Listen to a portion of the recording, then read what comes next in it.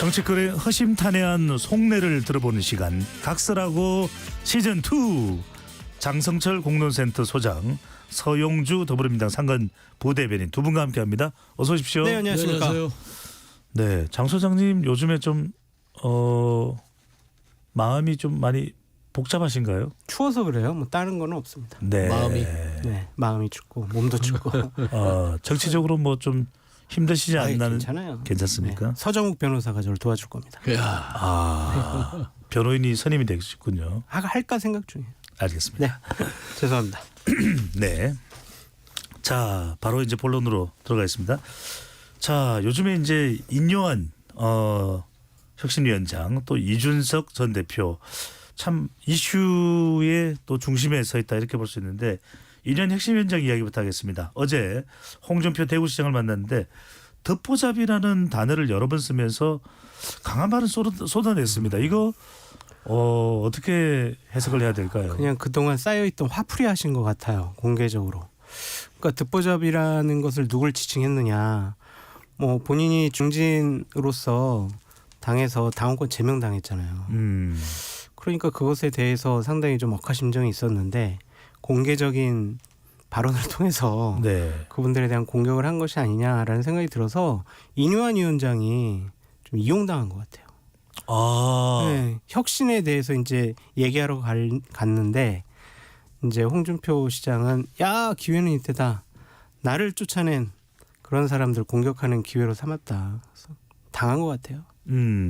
그런데 또 한편으로는 홍준표 시장이 대통령은 잘못이 없다, 이용당했다. 방금 전에 이제 인요한 혁신위원장이 홍준표 시장을 면담한 것은 좀 이용당한 면이 있는 거 아니냐는 장성철 소장의 분석이었는데, 대통령 잘못이 없고 그 주변 사람들이 대통령을 이용하는 것 같다. 이 말에 대해서는 어떻게 보시는지? 일단 이 홍준표 시장 노련한 거예요. 이준석 전 대표는 바로 대통령이 직격하잖아요. 네. 그런데 홍준표 시장은 이 살아있는 권력에 대해서 일단 여지를 두는 것이죠. 그리고 전날 대구에서 행사도 같이 하셨고 뭐 그런 여운이 좀 남아서 그럴지 모르지만, 일단은 윤석열 대통령에서 윤석열이라는 인물에 대해서는 비호감일 수 있지만 대통령이잖아요. 대통령에 대해서 굳이 적을 만들 필요 있겠습니까? 앞으로 정치를 해야 되시는데. 그래서 저는 일단은 여지를 두놓고, 거기보다 더 미운 게 이제 김기현 대표죠. 본인 상임 고문 잘라내고 그다음에 당원권 정지시키고 했던 것들이 저는 김기현 대표라고 생각을 하고 있다고 봐요. 그런 의미에서 뭐 윤핵관들, 친윤 그룹들, 대통령 빽 믿고 본인한테 막 거친 소리를 뭐 쏟아내는 초선들, 뭐 원외 뭐 지도부들, 정말 참을 수 없는 치욕이죠. 말씀한 대로 울고 싶은데 인요한 혁신위원장이 뺨 때려주는 그런 격이 된 거예요. 그래서 이제 좀 듣보잡이라는 거친 언어를 쏟아내신 거는 같은데, 모르겠습니다. 그게 보통 일반 사람이라면 야, 이거 마이너스일 텐데 홍준표 시장이라서 이해가 돼요. 그동안 늘 거친 언어를 사용해 왔고요. 근데 하나 이해가 되는 거는, 과지욕이라는 말이 정치인에게는 굉장히 모욕적인 말이거든요. 과하지욕. 예, 네. 그렇죠. 근데 가랑이 사이로 지금 기어가는 심정으로 지금 참고 있는데, 또 뭐 사면이네 어쩌네 뭐 다시 와서 도와달라 하는 것은 가랑이 사이로 기고 있는 홍준표 시장에게 더 납작 엎드려서 낮은 포복해라 이런 입장이기 때문에, 여기까지가 내가 도와줄 수 있는 것이다, 만나주는 것까지가 여기까지다라는 것을 딱 잘라서 말한 게 듣보잡이다. 그렇지만 서용주 부대변인이 보기에는 홍 시장이 대통령까지 건드리지는 않았다. 그거는 이제 전략적으로 향후에 정치를 할 때, 대통령은 아직도 임기가 3년이나 남았잖아요. 그런 의미에서는 둬야죠. 네. 자, 인요한 위원장 이야기를 좀 더 해볼까요? 장 소장님, 부산 콘서트장에 이준석 전 대표를 만나러 가기도 하고, 유승민 전 의원, 또 김종인 비대위원장도 만났고, 또 홍준표 시장까지 만났습니다. 이렇게 만나는 광폭 행보 상당히 효과적, 이렇게 평가를 받을 수 있을까요? 만나서 감정적인 접근을 하는 것이 과연 혁신에 어떠한 도움이 될까라는 생각이 들어요. 본인 생색내기 하는 것이 아니냐라는 그런 생각도 들어서, 이분이 혁신할 생각은 없는 것 같다라는 저는 그러한 판단까지 내리고 있습니다. 강서구청장 보궐선거에 나타난 민심은 어쨌든 대통령이 바뀌어야 된다, 김기현 당대표 바뀌어야 된다, 이러한 민심의 반영이었는데, 그냥 그거에 대해서는 얘기를 안 해요. 그냥 뭐 우리 이준석 대표 마음에 상처를 입은 것 같아요. 내가 2번, 3번이라도 만나러 갈게요. 이런 감성적인 접근을 하고 있거든요. 이분은 당을 구체적으로 어떻게 바꿔야 된다라는 구체적인 안을 내놔야 합니다. 저런 감성적이고 감정적인 접근을 갖고 당을 바꾸긴 어렵다. 애초에 당을 혁신하고 바꾸겠다라는 생각은 없지 않았을까라는 좀 생각도 들고 또 한편으로는 본인 스타일 같아요.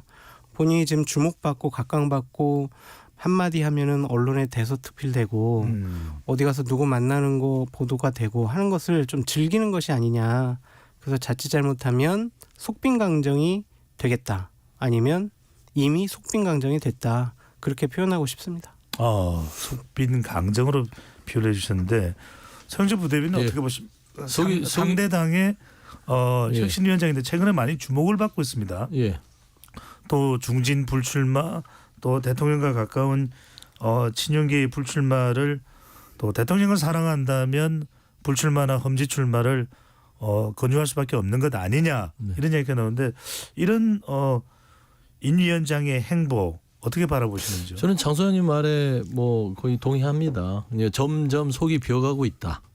그러니까 본인이 왜 친윤 감별사 행세를 계속해서 하고 계시죠? 그건 아니잖아요. 지금 중요한 거는 강서구 참패 이후에 요인을 이준석 전 대표가 부산에 갔을 때 환자는 서울에 있다라고 했잖아요. 그런데 또 윤여한 위원장은 그걸 인정하지 않아요.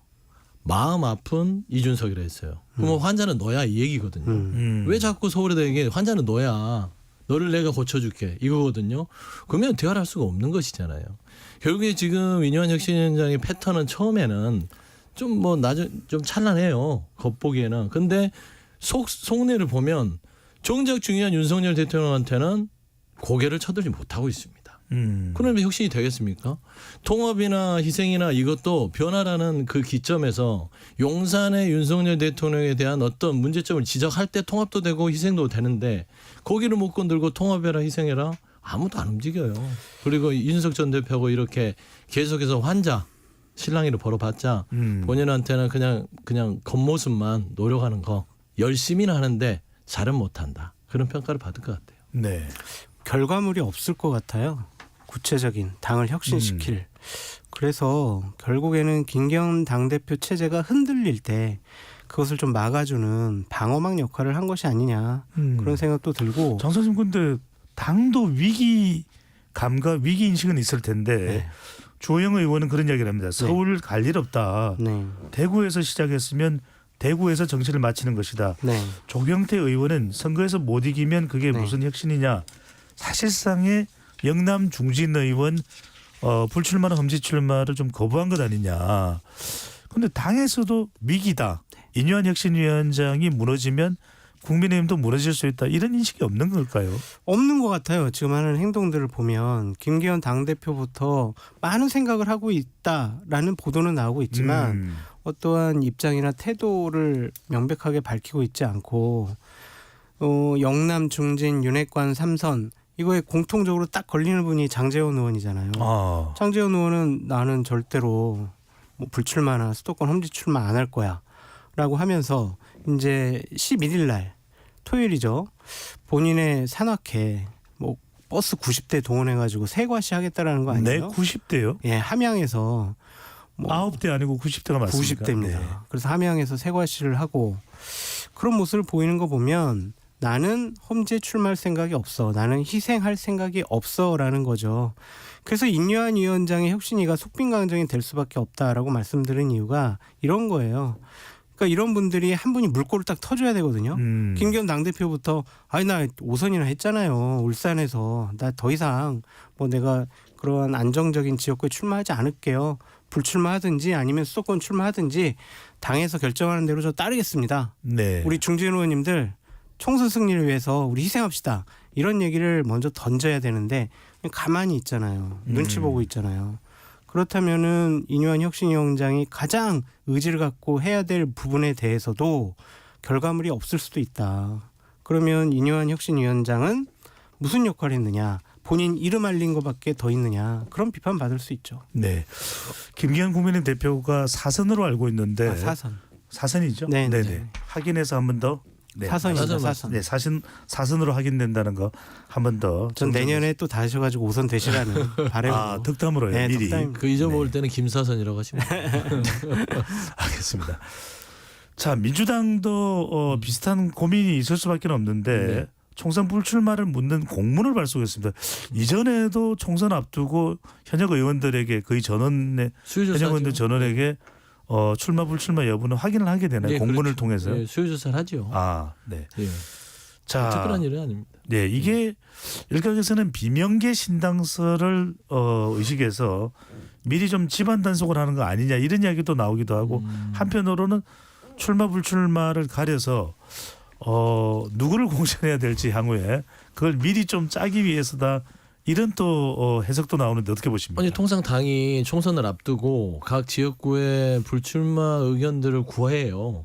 그래야만 여러 가지 이제 총선 구도와 전략 지역 부분들도 이제 결정을 하게 되고. 근데 이런 것들이 이제 외부로 알려지면서 이게 뭐 특별한 일처럼 하는데요. 이건 뭐 당 공천을 앞두고 당무의 일환이다라고 설명하시면 될 것 같고요. 지금 현재 뭐 민주당 내에서는 비명계의 의원들께서 뛰쳐나갈 것이다. 아직까지는 없습니다. 이상민 의원이 최근에 뭐 움직임이 있고 뭐 탈당을 시사한 바에 뭐 인터뷰도 있었다라고 하는데. 조홍천 의원이 12월쯤 결단할 수도 있다는 얘기도 나오더라고요. 정준원님께서도 오늘 뭐 라디오에서 그런 얘기를 하셨더라고요. 네. 그런데 의원들은 다 그런 생각을 가지고 있지요. 뭐 역대 정치사를 보면 공천 시즌이 오면 여야 막론하고요. 정치인한테는 공천은 당보다 더 중요한 것이에요. 예, 원래는 정당이라는 게 단체전을 하는 곳인데 실상을 들여다보면 개인전이에요. 그래서 나한테 공천 안 주면 국민의힘에 있는 뭐 친윤 호소인들도 나갈 수 있는 거예요. 건들면. 그다음에 이 당에서도 그렇고 마찬가지겠죠. 그런 의미에서는 그거는 이제 개인적인 판단이고 본인이 어떤 행동함에 있어서는 책임을 지겠으나 현재에 있어서 민주당은 공천을 앞두고 아직 5개월이 남아 있고요. 당내에서 충분히 투쟁할 시간들이 있기 때문에 지금 현재 뭐 탈당이다 어쩌다 뭐 신당과 뭐 어떤 거리를 가깝게 한다 이런 것들은 아직은 시기상조다라는 좀 말씀드립니다. 하나 더 여쭤볼게요. 이게 더 민감할 수도 있는데 이재명 대표의 거취에 대해서도 상당히 궁금해들 합니다. 김두관 의원은 이재명 대표에게 험지 출마를 또 요구를 했다고 알려지고 있는데 김기현 대표도 지금 국민의힘에서 뭐 거취 표명 상당히 앞으로 이제 총선 앞두고 중요해질 수밖에 없는데 이재명 대표 인천 계양을 그대로 출마합니까? 아니면은 다른 어떤 지역에 출마할 가능성이 있습니까? 아니면 비례대표 쪽으로 갑니까? 아니면 불출마입니까? 자, 안 물어봤습니다. 근데 보세요.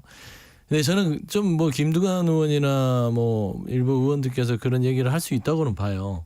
왜냐하면 국민의힘에서 지금 김기현 대표 플러스에서 중진들의 수도권 험지 출마 얘기를 하니까 좀 등가의 원칙에 따라서 여기도 하니까 우리도 좀 균형을 맞춰보자 차원에서 얘기는 할 수 있으나 아직은 그거는 정치 상황이 달라요. 국민의힘 같은 경우는 강서구 참패 이후에 김기현 대표는 벌써 사퇴를 해도 사퇴를 했어야 됩니다. 근데 이기가 그냥 뭐 심폐소생술해서 있기 때문에 살려줬으니까 희생해라 그런 얘기예요. 아주 아싸라게 얘기하면. 하지만 지금 현재는 이재명 대표에 대해서 왜 아직 당의 전략 기조라든지 총선의 기조가 세워지지 않는 상황에서 왜 당대표를 흔들 필요가 있나요?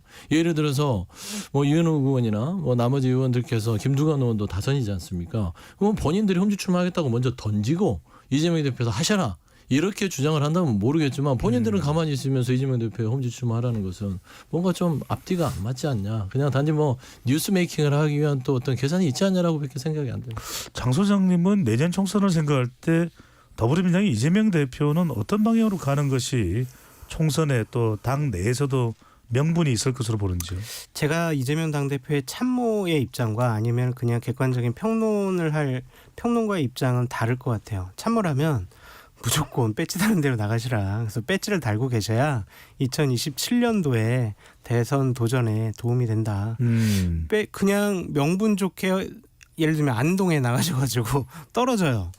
그러면 정치적인 영향력은 정말 10분의 1로 줄어들 수밖에 없어요. 그래서 무조건 배지 다는 길을 가시라라고 참모로서는 말씀을 드리는데 평론가 입장에서는 이제 뭐 배지도 달아보시고 대선 후보도 해보셨잖아요. 그러면 정말 큰 정치인의 모습을 보여야 되겠죠. 그러면은 고 노무현 대통령처럼 이렇게 지역구도 타파를 위해서 또 민주당의 선거 승리를 위해서 선봉장이 되는 모습을 보여주는 게 좋죠. 뭐 안동 지역이 불편하면 분당에 나갈 수도 있고요. 본인은 원래 집이 거기 계시잖아요. 그러니까 그런 지역 나가서 어려운 싸움 하는 모습을 보여야지 네. 본인은 인천 계양이라는 좋은 지역구에서 나가서 따뜻하게 있으면서 다른 분들 어떻게 험지나가라 네. 뭐 이런 희생을 강요할 수 있겠어요. 장 소장님이 직접 이야기는 하시지 않을 것 같아서 분당을 나가면은 이재명 대표가 안철수 의원과 맞붙어야 되는데요. 그러니까 이제 거기 안철수 의원이 공천 받을지 안 받을지 모르잖아요. 그러니까 네. 예를 들면 분당 같은데, 그러니까 강남 같은데 민주당이 쉽지 않은 곳에 나가서 승리를 이끌어내면 진짜 정말 어느 누구도 건들 수 없는 대권 후보가 될 거예요. 근데 따뜻한 곳에서 계속 편하게 배지를 달겠다? 이것은 큰 정치인의 모습은 아니죠. 인천이 추워요. 인천 바닷바람 추워요? 때문에. 민주당한테는 따뜻하잖아요. 네. 계양은. 자, 인천이 춥다. 또 뭐 이런 또 이야기도 해주셨습니다. 네. 자, 이준석 전 대표 관련된 이야기로 가봅니다. 자, 이준석 전 대표가 신당을 만들어서 영남권 기반으로 이제 대구 출마 이야기도 나오고 있기도 하고 또 한편으로는 호남을 돌파하겠다는 이야기도 나오는데 먼저 서영조 부대변인 네. 호남을 돌파하겠다. 이건 민주당의 텃밭인데. 그건 늘 이준석 전 대표가 가지고 있는 서진 정책의 꿈이잖아요. 네. 그러니까 이제 본인이 생각하는 향후에는 이준석 전 대표는 길게 봐요. 본인 아직 젊기 때문에 본인이 큰 꿈을 이루기 위해서는 전국 정당으로서의 어떤 본인의 지지세를 넓혀야 된다라는 차원에서 호남은 포기할 수 없는 지역입니다. 그렇기 때문에 거기에는 무조건 이야기가 들어가는 것이고 최근에 영남신당 부분에 얘기했던 것은 2016년도에 아마 안철수 의원이 국민의당으로 좀 말하자면 좀 어느 정도 뭐 재미를 봤다고 하면 좀 그렇지만 하여튼 뭔가 실현을 해냈잖아요. 네, 상당한 성과가 나왔죠. 성과가 있었지요. 그래서 성과가 있었던 측면을 봤을 때 그거를 이제 딱 접어놓은 데칼코마니 같은 겁니다. 그래서 아마 지금 현재 인유한 혁신위에서 하고 있는 안 4개 중에 하위 20% 공천 배제가 있어요. 그게 2016년도에 김상곤 혁신위에서 저희가 했던 것입니다. 그러면서 이제 튕겨져 나가면서 그 인원을 가지고 안철수 의원이 국민의당으로서 성과를 냈던 것이거든요. 그러니까 저는 아마 이준석 전 대표는 그런 계산들도 있었던 것 같아요. 비명계를 안고. 예를 들면은 혁신위가 성공하려면 혁신안 하위 20% 배제가 공천 배제가 실현이 돼야 될 것이고 그러면은 거기 배제된 사람은 당연히 튕겨져 나올 것이고 그걸 주워 담아서 영남 신당을 가다 보면 비례와 지역에서 어느 정도 승부를 볼 수 있겠다. 결국에는 이것은 뭐냐면 인유한 혁신위원장과 국민의힘의 김기현 대표 그리고 윤석열 대통령에 대해서 더 목에다가 칼을 더 들이대는 그런 발언과 이제 결정이지 않냐 그렇게 보고 있습니다. 자, 그런데 더 집중적으로는 대구 경북을 계속해서 두드리고 있습니다. 이준석 전 대표가 그러면 여기는 국민의힘의 텃밭인데 수도권이 아니라 대구 경북을 집중 이준석 전 대표가 공략하는 이유는 뭘까요? 보수를 바꾸려면요 대구 경북에서 인정받아야 해요. 대구 경북에서 인정받아야 보수 우파에서 정치를 할 수가 있어요. 그렇기 때문에 거기를 공략하는 것이고 오늘 내일 아마 대구에서 이준석 대표가 많은 언론사들과 인터뷰를 하는 것 같아요. 그래서 최근에 윤석열 대통령, 인유한 위원장 대구에 가가지고 메시지를 냈잖아요.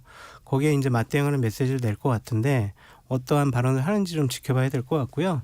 당초에 이준석 대표 보고 대구 나가라라고 얘기를 처음 한 사람이 저예요. 그러니까 아까 말씀드렸듯이 정치를 하려면 대구에서 인정받아야 된다. 그러니까 거기부터 뚫어라. 저는 계속 그렇게 얘기를 하고 있는데 비례대표로 나갈지 아니면 대구에 출마할지 광주에 출마할지 아니면 수도권에 나갈지 그거는 이제 12월 넘어서서 1월, 2월에 결정할 문제라고 보여집니다.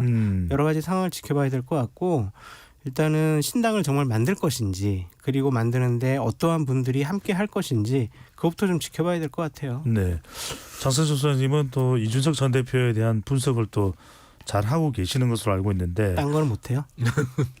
딴 건 더 잘하고요. 감사합니다. 네, 강요하지 마시고. 돈은 안 돼. 대구 또 신당이 뭐 만들어지는 걸 가정하는 겁니다. 네, 신당이 네. 만들어져서 대구 경북을 공략한다면 결과적으로는 대통령과 가까운 많은 현역 의원들이 이제 대구 경북에 맞아요. 있는데 이들과 맞붙었을 때 이준석 전 대표가 가정입니다. 이끌게 되는 신당은 어떤 효과, 어느 정도의 경쟁력을 보일까요? 우리가 전제를 보면은 대구 네. 경북이 분열될 가능성이 많아요. 왜냐하면은 대구 경북을 바꿔야 윤석열 제2기 체제가 이제 완전히 구성된다고 볼 수밖에 없거든요. 그러면 대구 경북에 본인이 원하는 사람을 낙하산식으로 내려보낼 가능성이 높다. 그러면 대구 경북의 현역 의원들은 가만히 앉아서 그래요, 저 이제 출마 안 할게요라고 할 부류도 있을 것이고, 아니야, 나는 나와서 나는 내 배지 내가 지킬 거야 이럴 거란 말이에요. 주호영 전 원내대표 같은 경우에는 아마 공천 안 주면 나올 거예요. 다시 이제 그런 분들과 함께 이준석 대표가 최경환, 우병우 이렇게 무소속으로도 경쟁력 있는 분들과 함께 대구 경북에서 뭉칠 수 있다면 아마 상당한 파괴력이 있겠죠. 몇 석을 얻을 거다라고는 지금 확정할 수는 없지만 얼마나 많은 현역 의원들이 공천을 못 받느냐에 따라서 달려 있을 것 같아요. 네. 대구 수성 같은 경우에는요. 무소속에 아주 큰 정치인들, 중진 정치인들을 당선시켜 줘 왔어요. 지금까지 김부겸, 뭐 유승민, 홍준표, 뭐 주호영 이런 분들 무소속으로 출마했을 때도 됐거든요. 네. 그러니까 그러한 점을 참고를 하면 대구에서 인정받아 큰 정치인이 되겠다. 직접 뭐 이준석 대표가 대구에 출마할 수도 있겠죠. 그래서 그런 것들이 시너지 효과 일으키고 공천 못 받는 분들과 함께 한다면 상당히 국민의힘으로서는 어려운 선거를 치를 수밖에 없다. 텃밭부터 어려울 거예요. 네. 그러니까 저도 좀 네, 말씀해 주시죠. 덧붙이면, 그러니까 말씀에 동의하는 게 대구 경북이 흔들릴 공산이 큽니다. TK가요. 왜 그러냐면 최근에 윤석열 대통령 행보를 보면 이 해외 순방 갔다 와서 박근혜 전 대통령의 아버지인 박정희 대통령 추모식에 달려갔단 말입니다. 그리고 10일도 안 돼서 또 대구를 가서 박근혜 전 대통령 만나요. 결국에는 박근혜 전 대통령을 잡아야만 흔들리는 TK 민심을 잡겠다. 이게 이제 대체적인 표면적 분석인데, 저는 제 개인적 생각으로는 이준석 전 대표가 말을 안 들으니 정치적 어머니라고 인정할지 모르겠지만 정치적 어머니인 박근혜 전 대통령을 만나러 갔다. 저는 그렇게 보고 있어요. 아하. 박근혜 퀴즈잖아요. 예. 결국에는 이준석 대표가요. 그렇지 않습니까? 박근혜 전 대통령이 이준석 전 대표에게 힘을 실어줄까요? 저는 봐서는 이 상황 자체가 아주 재밌는 구도가 되는 거예요. 박근혜 전 대통령이 웃으면서 윤석열 대통령을 만났고, 윤석열 대통령이 우리 누나 동생 같은 화기애애했습니다. 화기했다고 하지만 박근혜 전 대통령 내공이 상당합니다. 기분이 좋겠어요? 누나를 감옥에 보내는 동생을 만나는데 얼마나 기분이 안 좋겠습니까? 네. 그러니까 지금 참고 있는 거거든요. 그러니까 본인의 사람들을 챙겨야 되기 때문에 뭔가 받을 게 있으니까 만났던 것이고, 그랬을 때에 본인은 또 권토중례를 꿈꿀 수 있어요. 그런데 본인이 직접 나서지는 않지만 본인의 사람들을 하는데, 아까 말했듯이 우병우, 최경환, 그리고 예전의 사람이지만 이준석 전 대표도 박근혜 기지였기 때문에 여기를 흔들기 시작했을 때는 박근혜 전 대통령이 과연 윤석열 대통령의 손을 잡을 것인지, 겉으로는 그렇지만 속내는 이준석 전 대표와 나머지 본인의 사람들의 손을 잡아줄 것인지는 정말 재밌는 관전 포인트가 이거 궁금합니다. 것이죠. 궁금합니다. 장 소장님 어떻게 보십니까? 박근혜 전 대통령은 누구의 손을 잡을까요? 아무도 안 잡을 거예요. 그냥 유영아 변호사 공천 주세요. 그것만 요구할 가능성이 높고, 네. 전면적으로 나서서 뭐 국민의힘 후보에게 힘 실어주세요. 아니면 무소속 친박연대 이준석 당에 힘 실어주세요. 그런 얘기는 안 하시겠죠. 또 그래서도 안 되고요. 전직 대통령들이 정치에 관여하는 모습 보여주시면 안 돼요. 네. 장 소장님께 짧게 하나 좀 네. 팩트 체크도 하고 하나 여쭤보면, 유승민 아까 전 의원 이야기하면서 유승민 전 의원이 지역구가 수성구였던 적은 있습니까? 동구에서 동구죠. 나왔고 네. 무소속으로 아마 2016년에 수성에서 당선됐을걸요? 무소속으로 출마하지 않았나? 네. 무소속 출마했습니다. 네, 무소속으로. 20대 때. 네, 수성구인지 2016. 여부는 정확하게 좀 알려드려야 되니까 확인해 보더라고요. 네. 자, 일각에서는 이준석 전 대표의 향후 경쟁력을 좋게 평가하기도 한데, 또 일각에서는 뭐 이게 이제 방송용으로 체크한지 모르겠습니다. 싸가지가 없다. 네. 뭐 이런 이야기를 하면서 또 안철수 의원하고 이렇게 굉장히 또 서로 간에 불구대천에 뭐 앙금이 있는 것처럼 행동하는 부분에 대해서 부정적인 평가도 나오는데, 옆에서 지켜보시기에 어떻게 보시는지. 예의 없고 싸가지 없죠. 그런 부분 지적당할 만합니다. 그것과 이준석의 정치적인 역량, 정치적인 미래, 비전, 명분 이런 걸 싸잡아서 공격하는 수단으로 너는 예의가 없어. 너 왜 인사 안 해? 이런 식으로 공격하는 것은 말이 좀 안 되고 과한 것이다. 정치에 있어서 물리적인 나이가 그 사람의 정치적인 역량을 좌우하는 것은 아니라고 생각이 들거든요. 이준석 대표가 안철수 의원이랑 같이 뭐 다른 장소에서 다른 방에서 밥을 먹고 나서 그렇게 조용히 합시다 이렇게 하지 말고 끝나고 나서 문 열고 얘기 잘 들었습니다. 밥값은 제가 계산하고 갈게요. 이러면은 훨씬 더 좋았겠죠. 근데 그러지 못했다고 그래가지고 역시 이준석은 싸가지가 없어. 그러니까 너는 정치할 자격이 없어. 너 같은 사람하고 누가 정치하겠어? 이런 식으로 논리적으로 비약을 하는 것은 자격지심이 있는 분들의 그냥 과도한 공격이 아닌가라는 생각이 있습니다. 이준석 대표도 뭐 되돌아볼 만한 일들이 많이 네. 있겠죠. 어느 정도는 그렇게 볼 수 있는데 네. 과하게 해석하는 건 평가하는 건 그러니까 좀, 이준석이 네. 잘못됐으면은 이준석의 어떤 메시지, 정책, 정치적인 비전 그것과 논쟁을 붙었으면 좋겠어요. 알겠습니다. 태도를 가지고 이준석 너는 정치할 자격이 없어라고 얘기하는 건 좀 과해요. 네. 유승민 전 의원이 출마를 해왔던 지역은 대구 동거리 맞는 것으로 확인이 됐고요. 자, 민주당 이슈로 넘어가 봅니다. 네.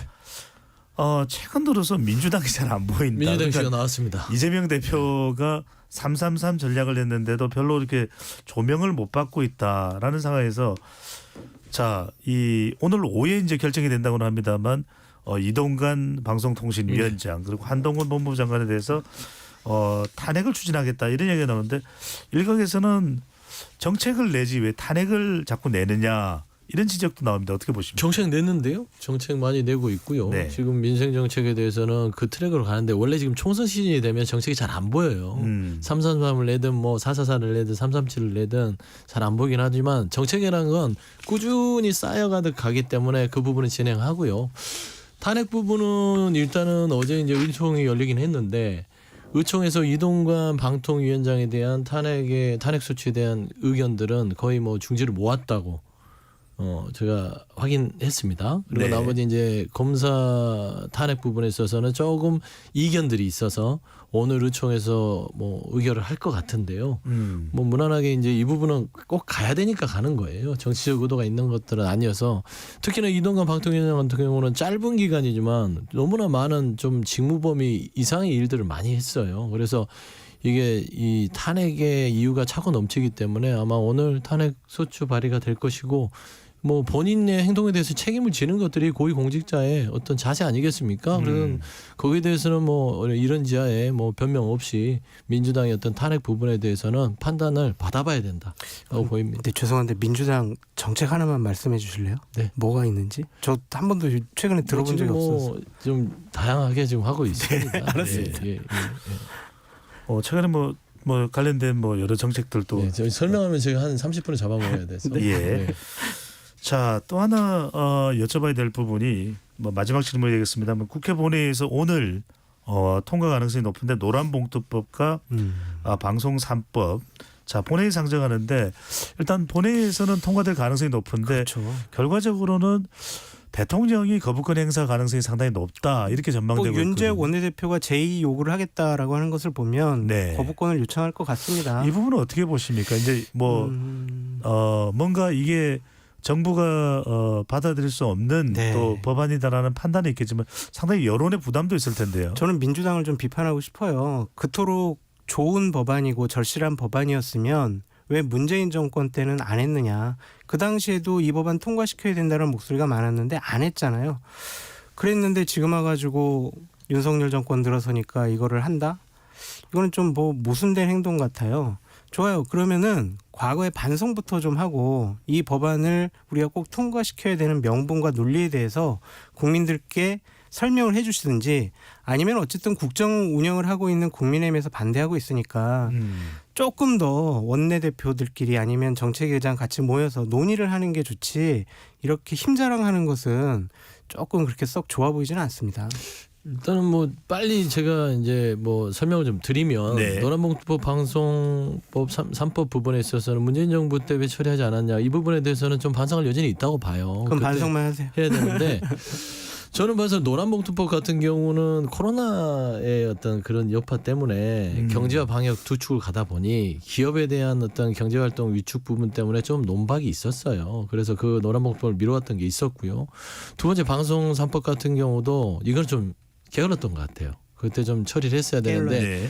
이제라도 아니 20년 집권할 근데 거 생각해서 그런 거 아니에요? 이제라도 그걸 깨닫고 진행을 한다고 하면 그 부분에 대해서 여당이 반대할 필요가 없지요. 보면은 지금 말씀한 대로 또 모순되는 것은 여당에서 그렇게 문재인 정부에서 필요한 것을 했으면 여당도 이게 민생법이고 하면은 같이 동참해서 가야 되는데 통과도 되기 전에 거부 행사한다는 자체는 입법권을 포기한 행태다라고 보는 것이고 노란봉투법만 잠깐 얘기하면 기본적으로 행정과 사법 자체는요. 네. 억울한 한 사람을 지키기 위해서 있는 것이잖아요. 노란봉투법도 다양한 얘기가 있지만 억울한 노동자 한 사람이 생기지 않도록 하는 법이다라는 차원에서는 이거는 자유민주주의를 표방하는 정부에서는 해야 된다. 그런 말씀입니다. 알겠습니다. 정치는 참 길었습니다. 답을 얻는 문재인 정권은 자유민주주의 정권이 아니었어요? 쉽지가 않네요. 자유민주주의. 자, 서영주 민주당 상근 부대변인 장성철 공론센터 소장과 함께했습니다. 두 분 말씀 잘 들었습니다. 감사합니다. 네, 감사합니다.